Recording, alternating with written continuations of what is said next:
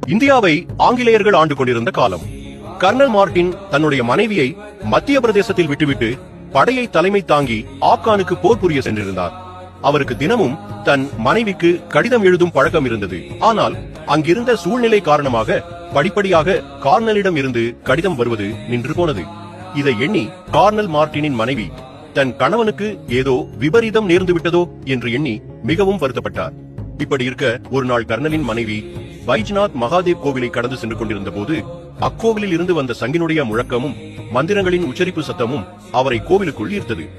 அவரும் கோவிலுக்குள் சென்று தன் துயரத்தை அங்கிருந்த பூசாரிகளிடம் கூற, அதற்கு அங்கிருந்த பூசாரி ஒருவர் சிவபெருமானை மனதார வேண்டினால் கட்டாயம் அவர் பக்தர்களை காப்பார் என்று கூறினார். மேலும் ஓம் நமசிவாய் என்ற மந்திரத்தை 11 நாட்கள் தொடர்ந்து சொல்லச் சொன்னார். கர்னலின் மனைவியும் அவ்வாறே தொடர்ந்து செய்து கொண்டிருந்தார். சரியாக 10வது நாள் கர்னலிடமிருந்து ஒரு கடிதம் வந்தது. அதில் கர்னல் எழுதியிருந்தது என்னவென்றால், போர்க்களத்தில் எதிரிகள் எங்களை சூழ்ந்து கொண்டனர், மரணம் நிச்சயம் என்று எண்ணிக்கொண்டிருந்த சமயம் திடீரென்று நீண்ட கூந்தலுடன் புலித்தோல் அணிந்து கொண்டு கையில் திரிசூலத்தை ஏந்திக் கொண்டு ஒரு இந்திய யோகியை கண்டேன். அவருடைய பிரமிக்க வைக்கும் ஆளுமையைக் கண்டு எதிரிகள் பயந்து ஓடினர். அவருடைய அருளால் நாங்கள் உயிர் பிழைத்தோம்.